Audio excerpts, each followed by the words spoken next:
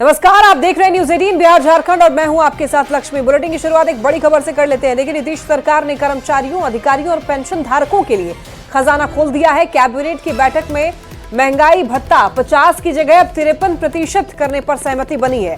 तो सरकार के इस फैसले से 11 लाख कर्मचारियों और पेंशन भोगियों को इसका फायदा होगा। 1 जुलाई 2024 से महंगाई भत्ता मिलेगा। तो बिहार में देखिए महंगाई भत्ता बढ़ गया है, 50 की जगह 53% महंगाई भत्ता हो गया है। तो 11 लाख लोगों को इसका फायदा मिलेगा और 1 जुलाई से इसका बता दें आपको महंगाई भत्ता जो है वो मिलने लग जाएगा। तो सरकार के इस फैसले से 11 लाख कर्मचारियों और पेंशन भोगियों को फायदा होने वाला है।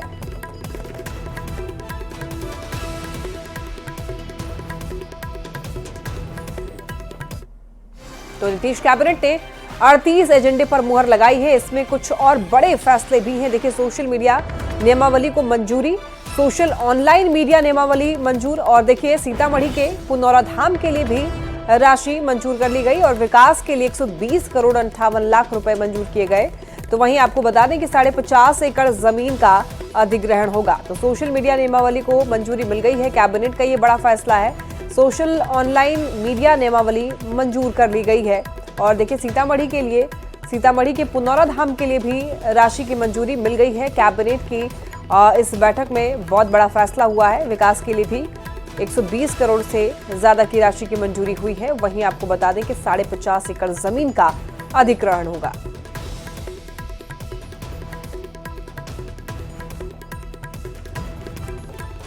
बिहार में 11 लाख कर्मचारियों और पेंशन भोगियों के लिए एक बड़ी खबर है, अच्छी खबर है। नीतीश कैबिनेट ने महंगाई भत्ता 3% बढ़ा दिया है। महंगाई भत्ता 50 की जगह 53% कर दिया गया है। 1 जुलाई से एरियर भी मिलेगा और इसके अलावा कैबिनेट ने पुनौरा धाम को पर्यटन स्थल के रूप में विकसित करने के लिए 50 एकड़ जमीन अधिग्रहित करने के मकसद से 120 करोड़ रुपए से अधिक राशि की स्वीकृति दी है। और देखिए, नीतीश कैबिनेट ने कई जन कल्याणकारी फैसले लिए हैं। ज्यादा जानकारी दे रहे हैं न्यूज 18 संवाददाता संजय कुमार। यानी तकरीबन 3 सप्ताह के बाद आज एक बार फिर से नीतीश कैबिनेट की महत्वपूर्ण बैठक संपन्न हुई। पटना के मंत्रिमंडल सचिवालय विभाग में जो आज बैठक हुई उसमें 38 एजेंडों पर सरकार ने अपनी मुहर लगाई है। लेकिन जो सबसे महत्वपूर्ण एजेंडा है वह है बिहार के 11 लाख सरकारी सेवकों, पेंशन भोगियों और पारिवारिक पेंशन भोगियों को जो उनके डीए में बढ़ोतरी की गई है उससे संबंधित फैसला। अब डीए 50% से बढ़ाकर 53% कर दिया गया है। महंगाई भत्ता 53% कर दिए जाने से निश्चित तौर पर एक बड़ी राहत मिलेगी और 1 जुलाई 2024 से जो लाभार्थी हैं उनको ये लाभ मिलेगा, यानी उनको एरियर मिलेगा 1 जुलाई 2024 से। देखिए, वित्त विभाग का ये फैसला है जो आप तस्वीरों में देख पा रहे होंगे। कैबिनेट ने ये फैसला लिया है।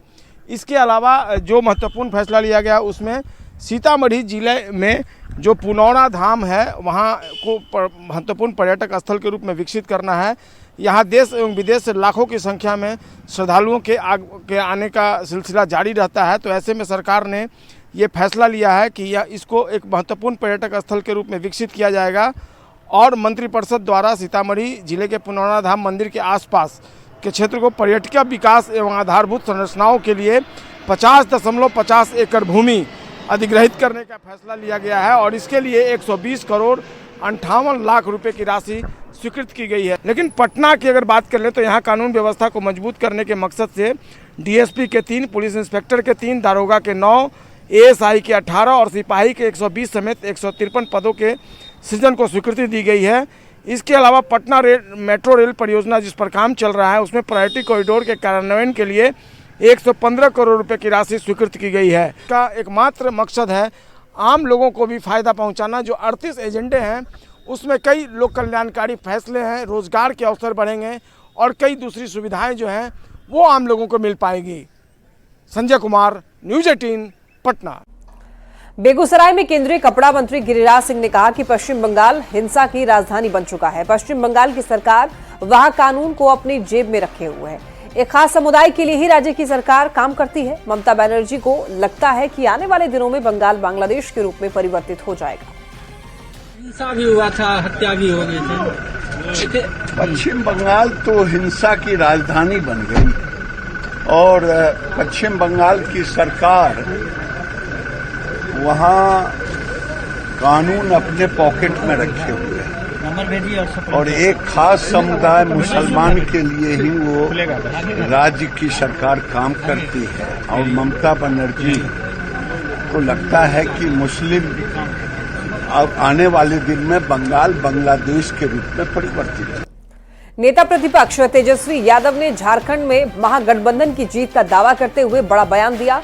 पीएम के दौरे पर निशाना साधते हुए कहा है कि मोदी जी को पीएम बनाने में बिहार ने अहम भूमिका निभाई है, तो पीएम को बिहार के साथ सौतेला व्यवहार न करते हुए बिहार को विशेष राज्य का दर्जा की जो मांग है उसको पूरा करना चाहिए, जिससे जल्द से जल्द जातीय गणना भी कराई जा सके। आए प्रधानमंत्री तो आने में क्या दिक्कत, ठीक है, लेकिन हम लोग तो लगातार जो है इस सवाल को उठाते रहे हैं कि भाई बिहार ने सबसे ज़्यादा आपको जो है मत दिया, आपको प्रधानमंत्री बनाने में अहम भूमिका निभाई है, तो बिहार के साथ सौतेला व्यवहार ना करें। बिहार के साथ जो बिहार की पुरानी मांग रही है हम लोगों की, बिहार को विशेष राज्य दर्जा देने की, विशेष पैकेज की, तो वो कम से कम वो काम तो होना ही चाहिए। और प्रधानमंत्री आ रहे हैं, मुख्यमंत्री मिल रहे हैं, तो मुख्यमंत्री जी को भी बोलना चाहिए ना कि भाई देश भर में जो है जातीय आधारित जातिगत जनगणना जो है जल्द से जल्द कराएं। बिहार में हुए उपचुनाव खत्म होने के बाद अब दावे का सिलसिला भी जारी है। अल्पसंख्यक कल्याण मंत्री जमा खान ने चारों सीट पर एनडीए की जीत का दावा किया है। जमा खान ने तेजस्वी यादव के दावों पर भी पलटवार किया। जमा खान ने कहा कि बिहार में जो भी काम हुआ है वो नीतीश कुमार की वजह से हुआ है। सीएम की बेहतर सोच का नतीजा है कि आज बिहार की पहचान बेहतरी के लिए विश्व स्तर पर होने लगी है। विकास के सोचते रहते हैं। आज बिहार के अंदर जो भी मिला है नेता नीतीश कुमार जी का देन है। विकास का छोटी लकीर हो बड़ी लकीर हो किसी और का देन नहीं है, नीतीश कुमार जी का देन है, लोकप्रिय नेता नीतीश कुमार जी का देन है। अभी आपने एम्स का भी देखा है, ऐसे तमाम काम बिहार के अंदर हुआ है कि जो नीतीश कुमार जी ने बिहार के विकास और सम्मान के लिए काम किए हैं। सौहार्द भाईचारा के साथ विकास भी हुआ है। अभी उपचुनाव आप देख रहे हैं, चारों सीटों पर हम लोग चुनाव जीत रहे हैं। पूर्णिया के सांसद पप्पू यादव को फिर एक बार धमकी मिली है। लॉरेंस बिश्नोई गैंग के नाम पर एक पत्र उनके घर अर्जुन भवन में पहुंचा। सुपौल के छातापुर निवासी कुंदन कुमार के नाम से भेजे गए इस पत्र में 15 दिन के भीतर अर्जुन भवन को उड़ा देने की धमकी दी गई है। और धमकी का पत्र मिलने के बाद सांसद के निजी सचिव ने एसपी को पत्र लिखकर के सुरक्षा व्यवस्था बढ़ाने की मांग की है। सांसद की प्रवक्ता ने किसी गहरी साजिश की आशंका जताई है और पुलिस प्रशासन के साथ केंद्र सरकार से संज्ञान लेने की मांग की है। मामले की जांच के दौरान कुंदन कुमार पेशे से शिक्षक निकले और उनके नाम पर फर्जी पत्र भेजे जाने की बात सामने आ रही है। अधिक जानकारी दे रहे हैं संवाददाता कुमार प्रवीण। पूर्णिया के सांसद पप्पू यादव को एक बार फिर लॉरेंस बिश्नोई गैंग के नाम पर धमकी भरा पत्र आया है और ये पत्र इस बार किसी कुंदन कुमार के नाम से आया है और उन्होंने लिखा है कि 15 दिनों के अंदर वो इसी अर्जुन भवन को उड़ा देंगे। क्या है पूरा मामला, आइए हम जानते हैं। लगातार फोन आना ये साफ दर्शाता है कि एक गहरी साजिश चल रही है माननीय पप्पू यादव के खिलाफ और ये साजिश बड़ी साजिश है, बड़ी घटना का अंजाम देने की साजिश हो रही है। कुछ दिन पहले दिल्ली से कोई पांडे नाम का युवक पकड़ाया, वो जेल भी गया, लेकिन उससे पूछताछ नहीं किया गया तुम्हारी मंशा क्या है। उसे जेल सलाखों के पीछे भेजा गया। उसको हर परिस्थिति में रिमांड पे लेना चाहिए प्रशासन को और गहरी तरह से उसे पूछताछ करनी चाहिए।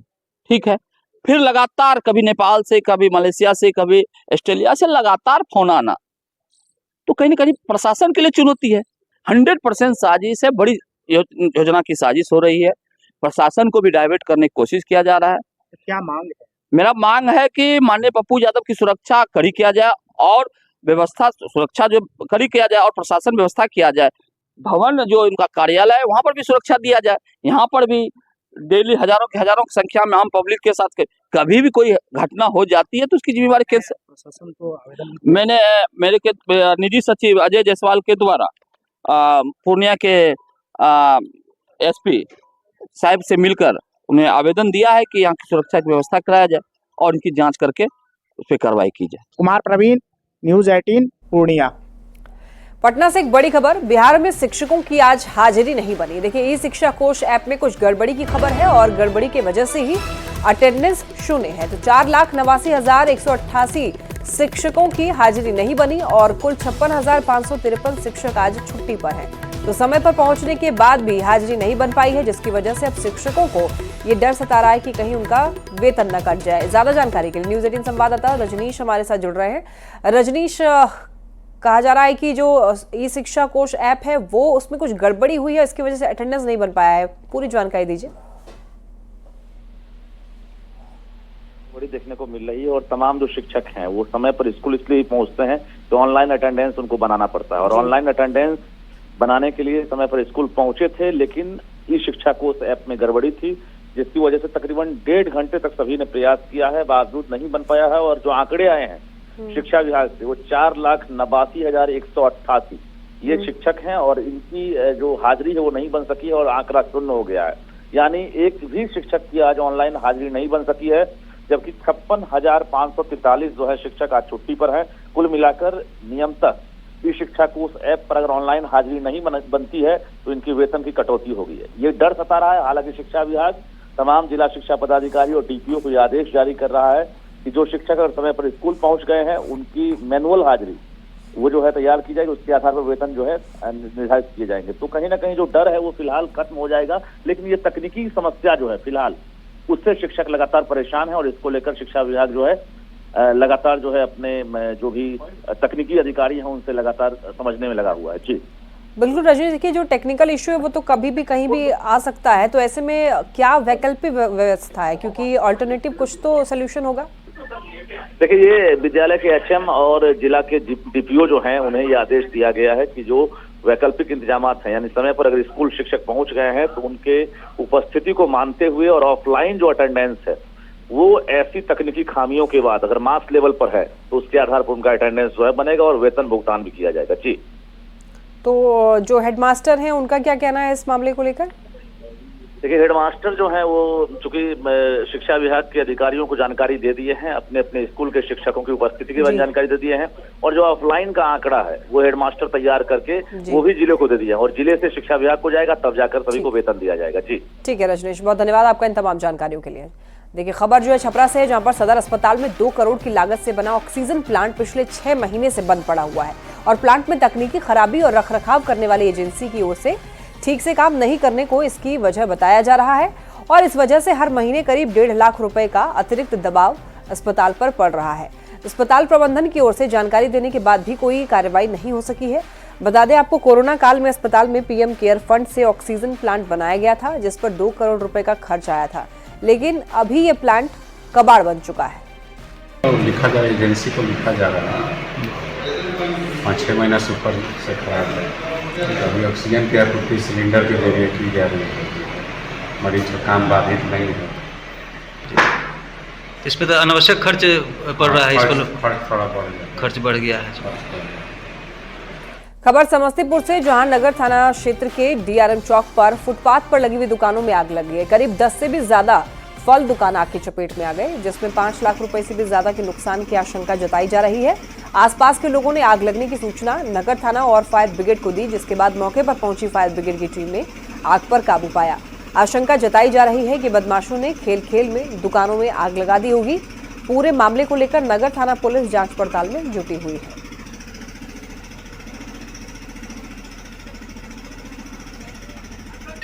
पटना के आसरा होम में संदिग्ध अवस्था में, आपको बता दें कि संदिग्ध अवस्था में अब तक 3 बच्चियों की मौत मामले पर डीएम का बयान सामने आया है और डीएम ने ये कहा है कि पहली नज़र में फूड पॉइजनिंग से मौत की बात सामने आई है। इसकी जांच कराई जा रही है और जो भी दोषी होंगे उनके खिलाफ जांच रिपोर्ट के बाद सख्त कार्रवाई की जाएगी। और डीएम के मुताबिक लड़कियों को आसरा होम में ही बना हुआ खाना दिया गया था, जिसे खाने के बाद उनकी तबीयत खराब हुई। आसरा होम में ही उनका इलाज कराया जा रहा है और लेकिन जब हालत बिगड़ने लगी तो सभी को इलाज के लिए पीएमसीएच में भर्ती कराया गया। बता दें आपको, इलाज करा रही बच्चियों को आज डिस्चार्ज कर दिया जाएगा।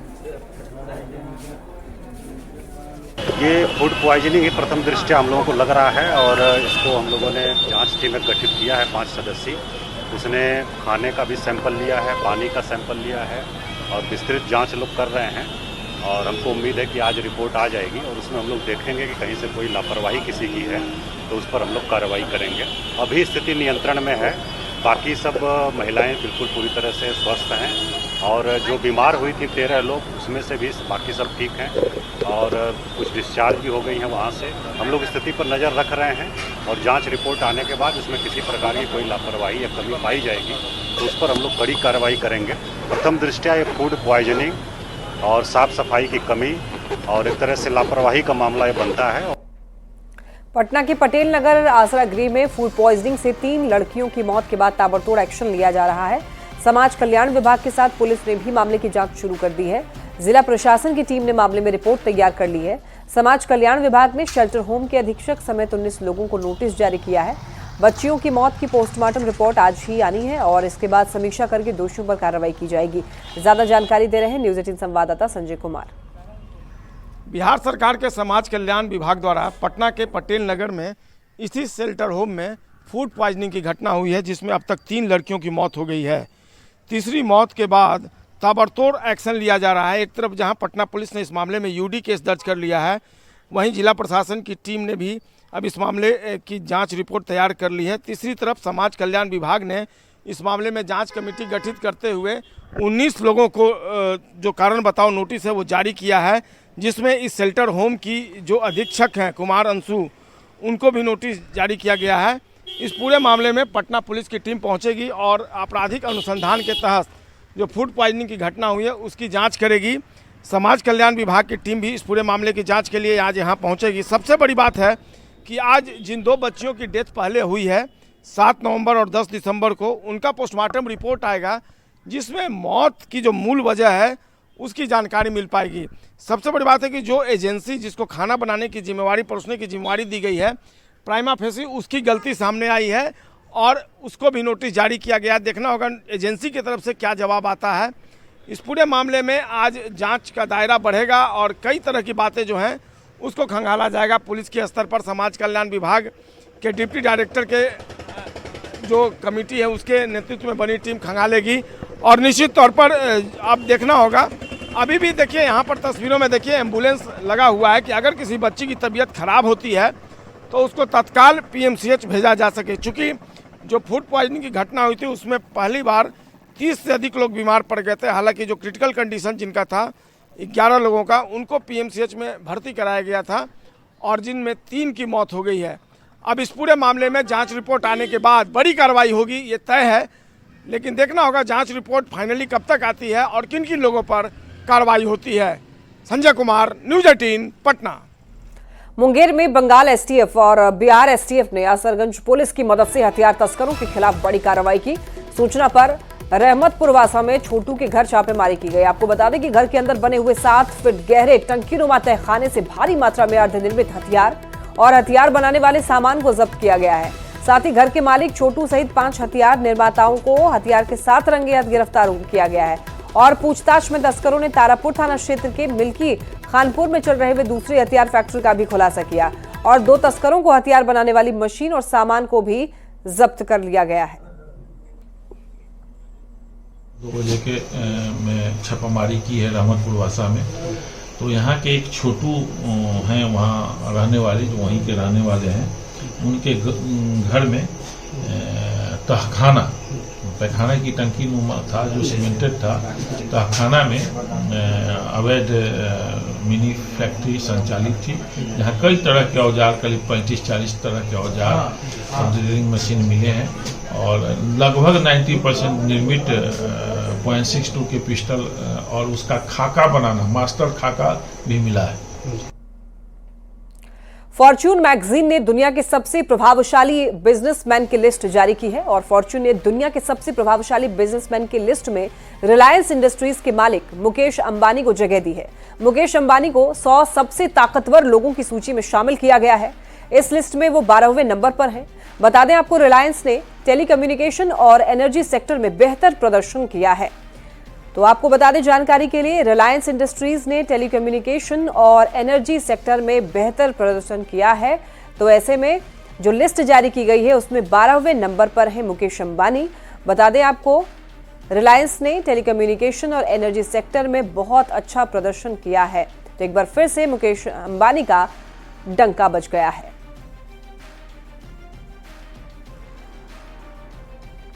इसी के साथ बुलेटिन में इतना ही। तमाम खबरों के लिए आप देखते रहिए न्यूज़ 18।